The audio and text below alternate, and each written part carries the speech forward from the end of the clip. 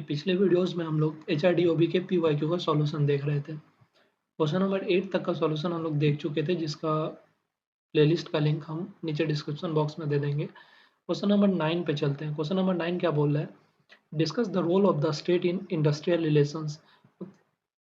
मतलब स्टेट का क्या रोल होगा इंडस्ट्रियल रिलेशन में। तो इंडस्ट्रियल रिलेशन सबसे पहले क्या होता है ये समझते हैं।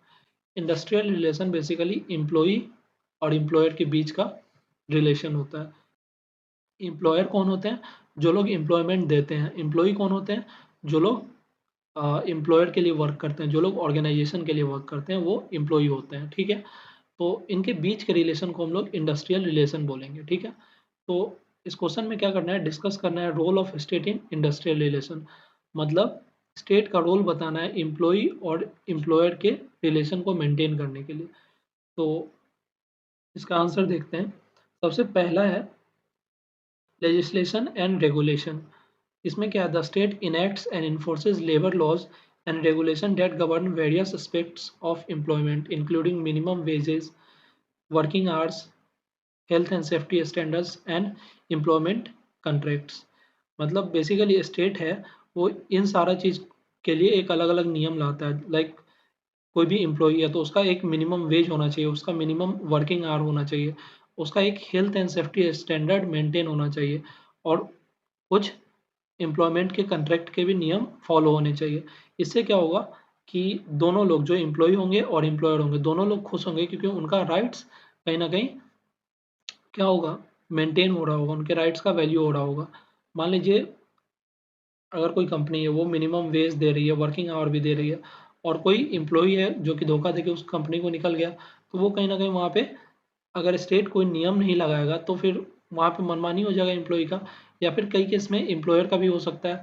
लाइक कंपनी भी कई बार मनमानी कर सकती है। तो इन सब को रोकने के लिए स्टेट क्या होता है, कुछ नियम लगाती है, जो कि लेजिस्लेशन एंड रेगुलेशन के थ्रू लगाती है। ठीक है, तो वो नियम कौन कौन से हो सकते हैं? मिनिमम वेज रूल हो सकते हैं, वर्किंग आवर्स हो सकते हैं, हेल्थ एंड सेफ्टी के स्टैंडर्ड का कुछ कंडीशंस हो सकते हैं, एम्प्लॉयमेंट कॉन्ट्रैक्ट के कुछ रूल्स हो सकते हैं। ठीक है, नेक्स्ट पे चलते हैं।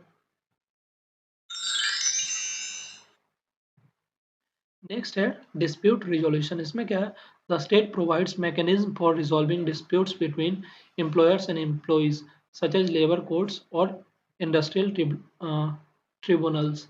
These institutions help mediate conflicts and uphold the rule of law in industrial relation। मतलब कई बार हो सकता है कि एम्प्लॉयर और एम्प्लॉय के बीच में कुछ डिस्प्यूट आ जाए। ठीक है, मतलब कई बार ऐसा हो सकता है कि एम्प्लॉय को कुछ रूल्स पसंद ना आ रहा हो, या फिर टाइम से ज़्यादा ओवर वर्क करवाया जा रहा हो, उसके लिए पे नहीं किया जा रहा हो। वहाँ पे एम्प्लॉय डिस्प्यूट रेजोल्यूशन का हेल्प ले सकते हैं, और वो कोर्ट में केस कर सकते हैं, और वो प्रॉपर बेनिफिट ले सकते हैं। तो ये है डिस्प्यूट रेजोल्यूशन का केस। थर्ड है कलेक्टिव बार्गेनिंग। इसमें क्या है, governments often support and regulate the process of collective bargaining where labour unions and employers negotiate employment terms and condition. मतलब गवर्नमेंट जो है वो कलेक्टिव बार्गेनिंग को सपोर्ट करती है। बार्गेनिंग क्या होता है, दो पार्टीज अपना अपना ओपिनियन रखते हैं, और वो अपने अपने फेवरेबल कंडीशन के लिए आपस में बात करते हैं, ताकि वो एक फाइनल डिसीजन की तरफ मूव कर पाए, जहाँ पे दोनों का ही बात रखा जा सके। ठीक है, तो गवर्नमेंट इसको भी सपोर्ट करती है। The state may set rules for collective bargaining such as allowing strikes और requiring the negotiation of fair labour agreements. मतलब कई बार हो सकता है कि कंपनीज मनमानी करने लगे, तो जो स्टेट है वो कुछ रूल्स निकाल सकती है कलेक्टिव बार्गेनिंग के लिए। जैसे वो स्ट्राइक अलाउ कर सकती है, लाइक अगर मिनिमम वेज नहीं दिया जा रहा है वहाँ पे, तो वो एम्प्लॉय को स्ट्राइक करने के लिए अलाउ करती है गवर्नमेंट या स्टेट जो भी है। ठीक है, और आगे क्या है, requiring the negotiation of fair labour agreements.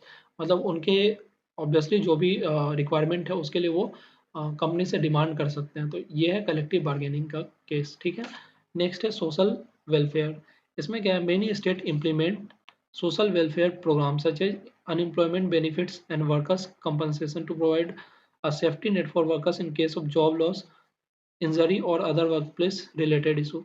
जैसे आप मनरेगा सुने होंगे, उस केस में क्या होता है, कहीं ना कहीं जो लोग वर्किंग कंडीशन में नहीं होते या वर्क नहीं कर रहे होते हैं और अनएम्प्लॉयड होते हैं, तो गवर्नमेंट क्या करती है, उनको कुछ फंड प्रोवाइड कर रही होती है जिस टाइम पे वो बैठे भी होते हैं, ताकि उनका घर चल पाए। ठीक है, तो ये है सोशल वेलफेयर। नेक्स्ट है मॉनिटरिंग एंड इन्फोर्समेंट। इसमें क्या है, the state is responsible for monitoring and enforcing compliance with labour laws and regulation. मतलब कि स्टेट ये देखेगी कि प्रॉपरली लेबर लॉज और रेगुलेशन का फॉलो अप हो रहा है या नहीं हो रहा है। This includes inspection of work place to ensure safe working condition and protection of employers right. मतलब कि हो सकता है कि जहाँ पे वर्क होता है कंपनीज में, वहाँ पे टाइम टू टाइम चेक किया जा सकता है या छापा मारा जा सकता है कि प्रॉपरली वहाँ पे सेफ्टी वर्किंग कंडीशन है या नहीं है, इन सब के लिए। तो यही आता है मॉनिटरिंग एंड इन्फोर्समेंट के केस में। नेक्स्ट है education and training. Some government invest in programs for workforce education and training to enhance the skills and productivity of employees as well as to adapt to changing labor market demands। मतलब कि government अलग अलग programmes में invest कर सकती है, like educational और training programme में, ताकि जो अनएम्प्लॉयड लोग हैं वो लोग एम्प्लॉयमेंट ले पाएँ। ऐसा कई बार होता है ना, स्टेट में कुछ कुछ अलग अलग प्रोग्राम आ सकता है। जैसे कि बिहार की बात करेंगे तो कौशल युवा प्रोग्राम हो गया, अगर नेशनल लेवल पे बात करेंगे तो नेशनल स्किल डेवलपमेंट कॉरपोरेशन का प्रोग्राम हो गया। तो ये सारे गवर्नमेंट का प्रोग्राम है अलग अलग, ताकि अनएम्प्लॉयड लोग क्या करें, स्किल सीखे और एम्प्लॉयबल हो सके। नेक्स्ट है economic policy. The state's economic policies such as taxation and trade regulation can have significant impact on industrial relation. मतलब कि जो स्टेट है वो कैसे टैक्स लेती है, कैसे ट्रेड पे रेगुलेशन लगाती है, इसका काफ़ी इम्पैक्ट हो सकता है इंडस्ट्रियल रिलेशन पे। These policies can influence job creation, wages levels and overall labour market dynamics.